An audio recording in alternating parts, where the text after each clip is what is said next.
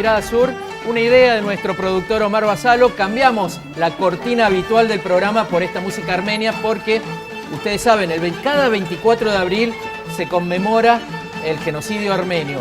Imagínense ustedes, para tener una idea, toda la ciudad de Córdoba, 1,5 millones de seres humanos exterminados por el Imperio Otomano. Y aún hoy, la República de Turquía, que es la heredera legítima y jurídica de aquel imperio, no reconoce esa masacre, ese genocidio. Estamos con Betty Aslanian, con Agop Tutuchan y con Eduardo Tutuchan. Gracias por estar aquí. Gracias a vos, Mariano. Gracias, Mariano, a vos. Gracias por la invitación y por la posibilidad de participación en este prestigioso programa. Dos jóvenes de la comunidad armenia de Córdoba y el flamante presidente de la colectividad. Gracias por estar. Le decimos a la gente, y sobre todo a los que son de Río Cuarto, de Buenos Aires o de Mendoza, que en Córdoba hay, algunos dicen que hasta 10.000. Habrá que ver cuántos, pero son muchos. Son una barriada entera, barrio Pueyrredón, etc. ¿Cómo se conmemoró este año aquí? Este año, Mariano, con motivo del 101 aniversario del genocidio armenio, hubo una serie de actos programados especialmente. Venimos de un 100 aniversario en donde los actos realmente tuvieron una relevancia y una importancia que trascendieron y colmaron cualquiera de nuestras expectativas, especialmente preparados.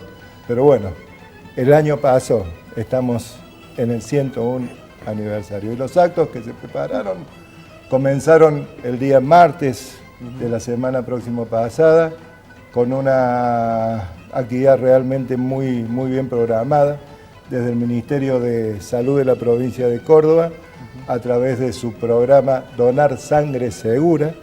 El día martes comenzó con una charla de concientización del personal de este programa que tuvo lugar en el seno de nuestra colectividad y que formó parte de uno de los principales actos que tuvieron lugar el día lunes en la Plaza San Martín. En principio iba a estar programado, pero por razón de las inclemencias climáticas se trasladó hacia el mismo banco de sangre ubicado en el Hospital San Roque. Seguimos, y lo de la plaza, ¿no? Y lo de la plaza, el día domingo, que este año justamente cayó el mismo 24 de abril, tuvo lugar la misa en nuestra iglesia armenia Subkeborg, misa celebrada en honor y en memoria de los santos mártires armenios, de los 1.500.000 santos mártires armenios, en donde tuvo participación y fueron invitados autoridades eclesiásticas, por ejemplo, el arzobispo Pedro Pérez, en nombre y representación del Monseñor Ñáñez, principal primado de la Iglesia de Córdoba. Eduardo, te propongo que veamos cómo se conmemoró en Yerevan, la capital de la madre patria. Perfecto, perfecto. Lo vemos, por favor. Una llama eterna en memoria de los más de 1 millón de armenios masacrados por el Imperio Otomano durante la Primera Guerra Mundial. Decenas de miles de personas asistieron en Ereván, la capital armenia, a la ceremonia que año tras año se repite y se ha convertido en uno de los símbolos de lo que los armenios califican como el primer genocidio del siglo XX. Exigimos a Turquía el reconocimiento del genocidio armenio como un crimen contra la humanidad que sufrieron nuestros antepasados. Y exigimos una indemnización y compensación por esas pérdidas para la población armenia.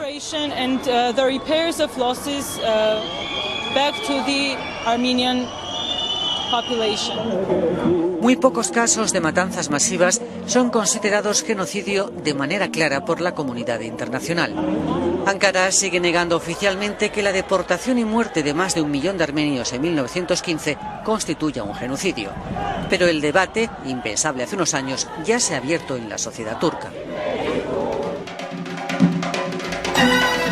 ¿Por qué se conmemora el 24 de abril? Porque en la noche del 24 de abril el Imperio Otomano secuestró a 600 intelectuales, 600 profesionales, la cabeza del pueblo armenio, y después los asesinó. Te quería preguntar, Agop, ahí veíamos en el informe cómo se quemaba una bandera turca y una bandera de Azerbaiyán. Lamentablemente, un año más no solo de recuerdo, sino de falta de justicia, ¿no?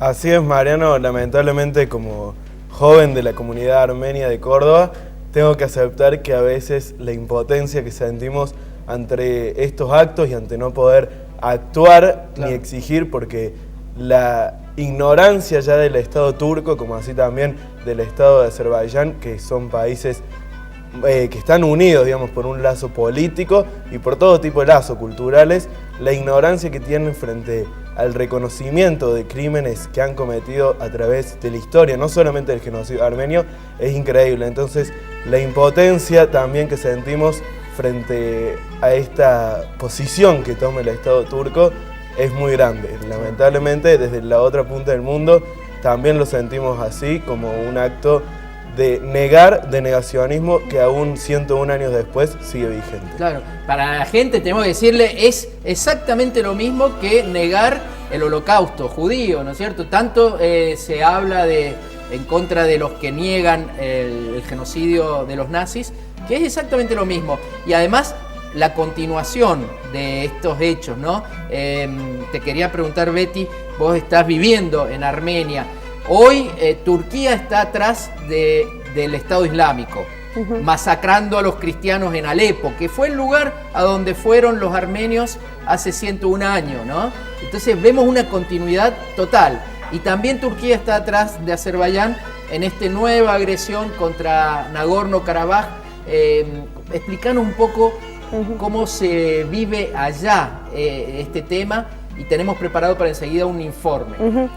Como decías vos, Mariano, o sea, a pesar de que encima tenemos 101 años de impunidad y de políticas negacionistas hoy en la actualidad, el pueblo armenio carga con estos dos frentes. Tenemos lo que son los ataques en Siria hoy y los ataques hacia Karabaj por parte del Estado azerí. Entonces, como decías, Alepo, Siria en general, es una cuna cultural muy importante, Armenia. Prácticamente la primera comunidad armenia en el mundo, después del genocidio armenio, se constituyó allá, cuando después de las caravanas del desierto, cruzaron todo el desierto de Derzor, que se ubica en Siria, hasta llegar ahí, y bueno, y los armenios se instalaron y formaron sus instituciones, forjaron su cultura, y bueno, lograron ser una comunidad muy fuerte que hoy, lamentablemente, es masacrada y amenazada. Y por otro lado tenemos la situación de Karabaj. Claro. Bueno, seguramente después en el informe ampliaremos un poco más. El conflicto comenzó alrededor de 1988. Claro. En el 94 se firma un cese de fuego, pero el cese de fuego nunca se respeta por parte del Estado azerí. Siempre hubo violaciones. Pero lo que ocurrió hace unos días atrás, en este mes de abril, fue una escalada realmente mucho mayor y las pérdidas fueron muy grandes. Sí, bueno, le explicamos a la gente, ahora vamos a ver, no desespere usted, estamos hablando del Cáucaso, quizás hace mucho que pasó por la escuela secundaria, no se acuerda los mapas, ubíquese entre el Mar Negro, el Mar Caspio, ahí está Azerbaiyán, y hay una potencia petrolera aliada de Occidente, y ahí está Armenia, que tiene a Nagorno-Karabaj como una espina clavada, porque está en medio del territorio azerí. Azerí es de Azerbaiyán, pero es población armenia, son todos armenios. Eso quizás es uno de los errores de Stalin en épocas de la Unión Soviética, querer cambiar pueblos, cambiar fronteras y todo eso. Veamos el informe y capaz que se le aclare un poco lo que está pasando en esa región, que es bíblica, porque ahí dicen que era el jardín del Edén, en Armenia. Ahí en el Ararat dicen que se posó el arca de Noé después del diluvio. Y esos son los pilares quizás de la civilización. Incluso hoy se dice caucásico a una persona rubia y de ojos claros, ¿no? Son todos de ahí, de eso estamos hablando.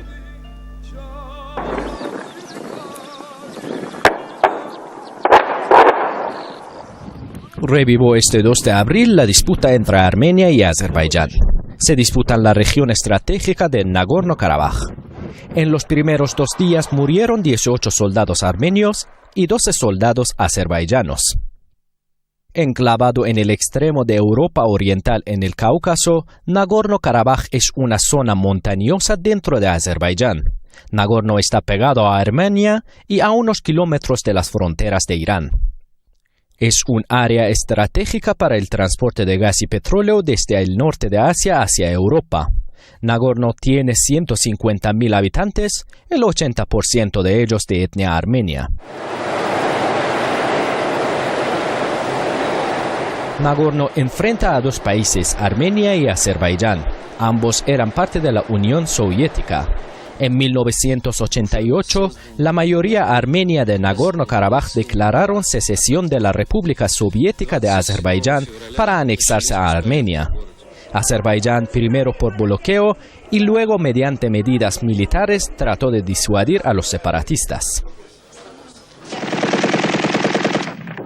Los enfrentamientos entre los azerbaiyanos y los armenios de Karabaj, que contaban con el apoyo de Armenia, continuaron durante años hasta que en 1994 Rusia propuso un acuerdo de alto el fuego. Lo firmaron las autoridades de Azerbaiyán, Armenia y Nagorno-Karabaj.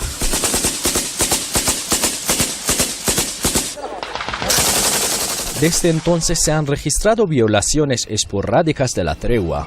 Las partes del conflicto siempre se han acusado mutuamente de esas violaciones.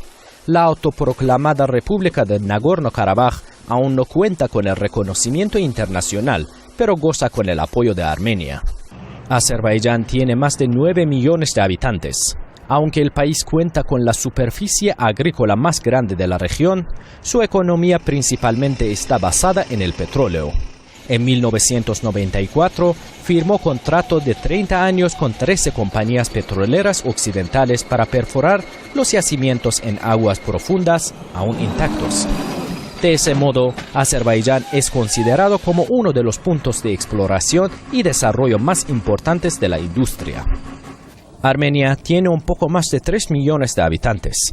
Su economía está basada en las inversiones de los armenios que viven en el extranjero y la exportación de piedras preciosas, minerales, alimentos procesados y productos agrícolas. La mayor parte de la energía la importa de Rusia. Es parte del imperialismo que estuvo atrás del genocidio armenio hace 101 años y sigue hoy de parte de Turquía, de parte de Azerbaiyán, que es un país turcófono. Es un país de ese proyecto panturánico, panturquista, ¿no? Que es excluyente, que es marginante, que es xenófobo. Y también de Estados Unidos, que es aliado directo de Turquía y de Azerbaiyán. El primer ministro de Azerbaiyán, Aliyev, se reunió en la cumbre de seguridad nuclear en Washington con el jefe de la diplomacia norteamericana, John Kerry, y al día siguiente Azerbaiyán atacó a Armenia, atacó Nagorno-Karabaj, el Alto Karabaj. Pero también hay otra cosa, un tiro por elevación a Rusia, que es un aliado de Armenia. Eduardo Tutuchán, esto también se vive con mucho dolor, ¿no?